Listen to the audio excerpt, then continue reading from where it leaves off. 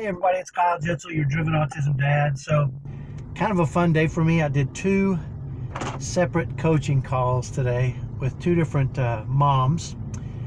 One of them, I'm not going to give too many details, but she has a grown-up son who's pretty big, pretty tall, and is verbally abusive, and she was having difficulties with that and the stress that was causing in their home.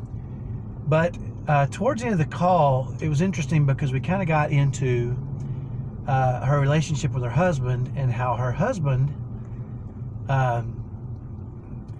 when her son is verbally abusive, her husband comes to her rescue. And it doesn't make things better, but really fascinating, the conversation, how it went, and how we used the framework that I teach in the 5-day challenge, in the 5-day training. I think it's on day 2 that I teach a framework for creating strategies. And as we talked about this strategy and her husband, it was really cool because I got to give her a husband's perspective on this and walk her through some pretty exciting things that she's going to be able to do with her son and her husband. And the second coaching call was with one of our inner circle members, and she was exasperated. She used that word. I love that word, because she was working with what are supposed to be behavior experts and caregivers and that kind of thing. Oh, that's my son.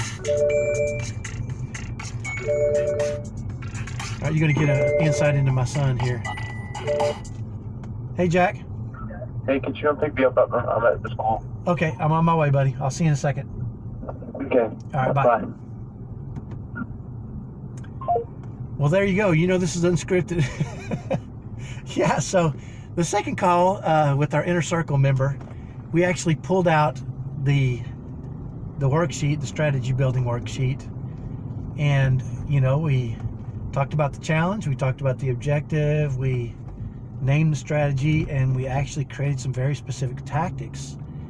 And I could tell when we first started talking, she was pretty frustrated. She used the word exasperated. And by the time we were done, she had a very, very specific plan. And it was exciting to see her reaction to just creating a strategy. Now, one of the most powerful things we can do is things go wrong all the time. We have challenges in our lives. And one of the things that I do, and I've always done, well, I haven't always done this, I learned to do this after my son was diagnosed, is way too many of us, I believe, we just face things, they're challenging, and then we face them again, they're challenging, and it frustrates us and it aggravates us, and we stress out over it. And a long time ago, I realized that if something frustrates me or aggravates me, then I need to take responsibility for creating a plan so that the next time it happens, I don't get too emotional about it. I just enact my plan. And I'll share with you real quickly, I was with my oldest typical boy a couple weeks ago, and my son, who's more severe on the spectrum, Eric, was having some difficulties, and I managed him. And after I was done, my oldest typical son said, "You're the most patient. I can't believe sometimes your patience." And I said, "I don't see it that way." And he says, "Well, what? I don't say you can't see it that way. You're so patient with him and so kind, even when he's mean or hateful or whatever." And I said, "Well, I have a strategy and I have tactics. And when he does certain things, then I apply my strategy and my tactics, and I do that with love in my heart.